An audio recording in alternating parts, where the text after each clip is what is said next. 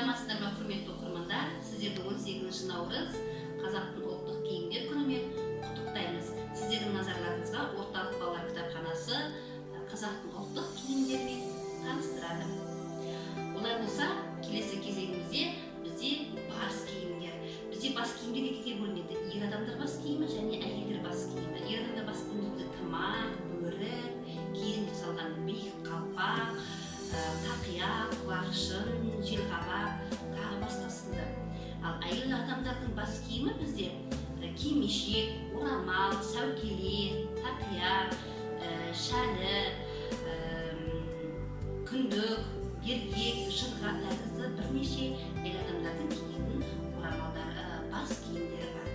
Сәукеле бізде балалар қыз баласы ұзатылып баратқанда киілетін сәнді қазақтың бас киімінің бірі сәукеле.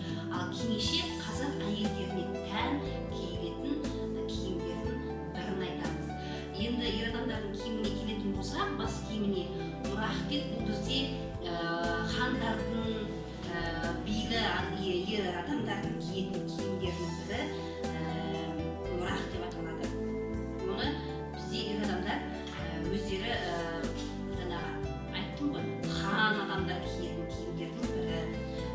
Одан кейінгі киімдер бізде ер адамдарға киімі ішік, тон, тонды жылы киімдердің бірі бізде қыс мезгілінде киіледі.